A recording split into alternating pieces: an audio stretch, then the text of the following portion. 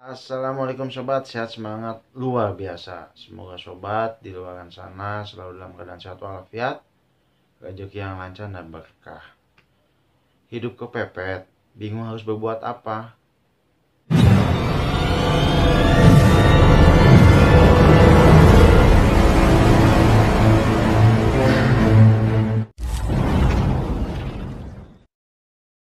Kali ini sobat, saya akan menceritakan kisah hidup dari teman saya, seorang pedagang yang hidupnya kepepet sobat.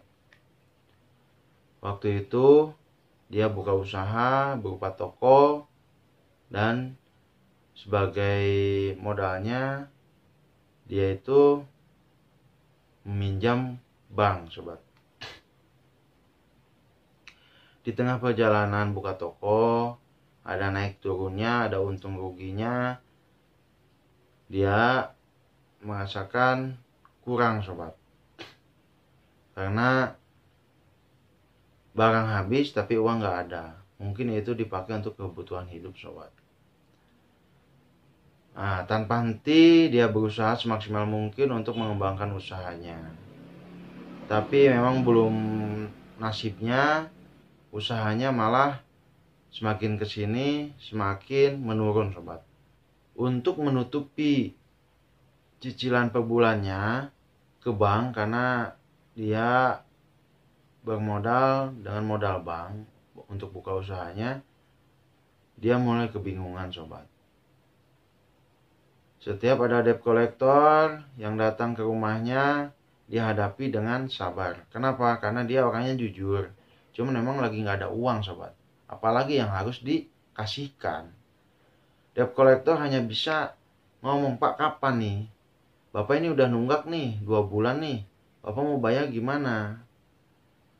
Beliau hadapi dengan baik, dengan sabar, "Pak, saya mau bayar. Kalau memang saya ada uang, Pak.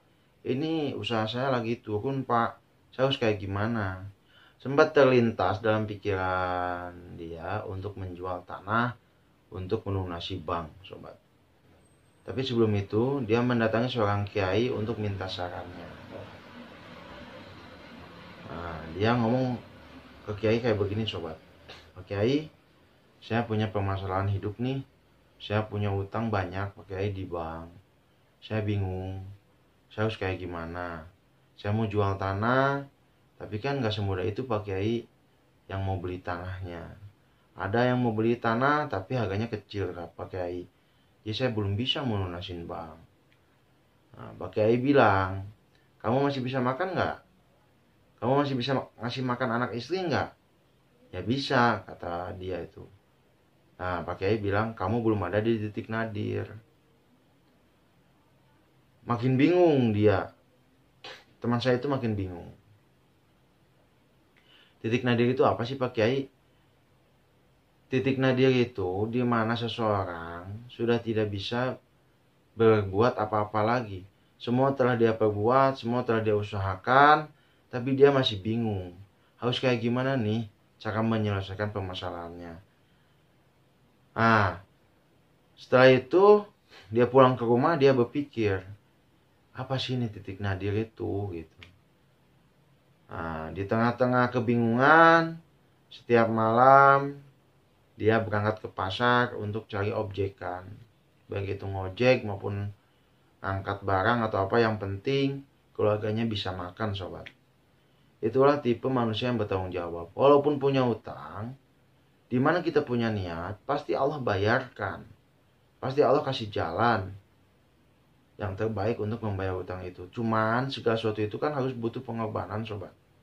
Seperti halnya yang dia lakukan, yang penting dia bisa makan dulu sama keluarganya bisa makan.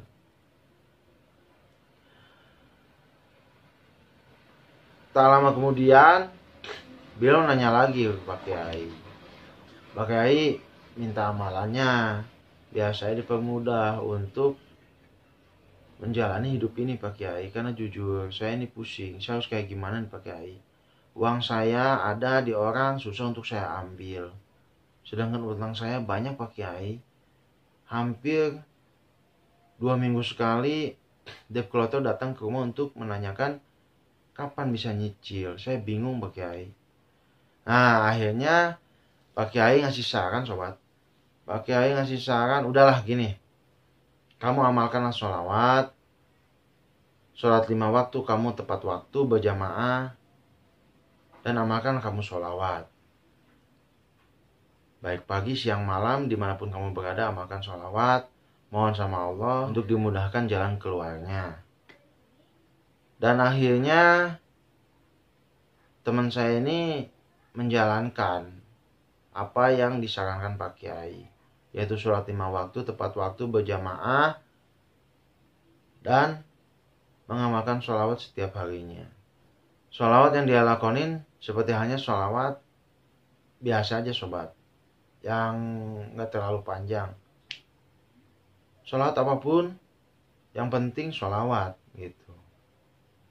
Ya nggak usah mempermasalahkan panjang pendeknya sholawat, yang penting kita niat untuk bersholawat, mengamalkan sholawat atas Nabi. Dalam keterpurukannya, setiap sholat dia hanya berdoa dan menangis. Tapi dia tetap berusaha mencari lebihan untuk keluarganya, minimal keluarganya bisa makan sobat. Suatu ketika, debt collector datang lagi ke rumahnya dan menanyakan lagi, gimana nih Pak, kapan nih cicilannya bisa dilunasin? Dan debt collector itu memberikan saran, gimana Pak, ini kalau motor Bapak saya ambil dulu ke kantor sebagai bukti bahwa saya ini kerja Pak, saya tuh nagih ke Bapak. Karena beliau orangnya jujur, ya akhirnya motor yang dia punya satu-satunya untuk usaha ojek maupun ke pasar ngangkat barang, akhirnya dikasihkan lah. Dengan ditariknya motor sebagai alat untuk dia bekerja, akhirnya dia tambah bingung lagi dan lebih meyakini amalan sholawat ini sobat. Selain mengerjakan sholat 5 waktu, dia sholat tahajud dan duha juga sobat. Pengakuan dia kepada saya, dan dia amalkan terus sholawat. Terus dia amalkan sholawat dimanapun dia berada, kecuali di toilet sobat. Subhanallah sobat, keajaiban sholawat terasa oleh dia ketika dia mau jual tanah.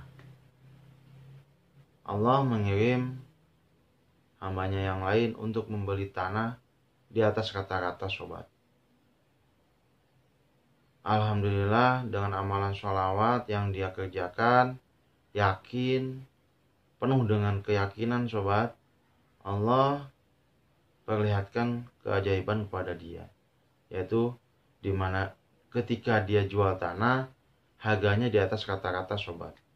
Dan akhirnya dia bisa melunasi utangnya ke bank, dan dia bisa berusaha dengan modal yang ada, dan alhamdulillah sekarang usahanya lebih berkembang dan lebih maju sobat. Itulah yang namanya keajaiban dari amalan sholawat sobat. Makanya dari itu yuk kita tetap sholawatan, tetap amalkan sholawat di kehidupan kita sehari-hari sobat. Apapun itu yang menjadi niat sobat, sholawatin aja, sholawatin terus. Insya Allah tidak akan dalam waktu lama Allah akan mengabulkan apa yang menjadi keinginan sobat, hajatnya sobat. Yakini dengan keyakinan yang utuh. Wallahu a'lam bishawab.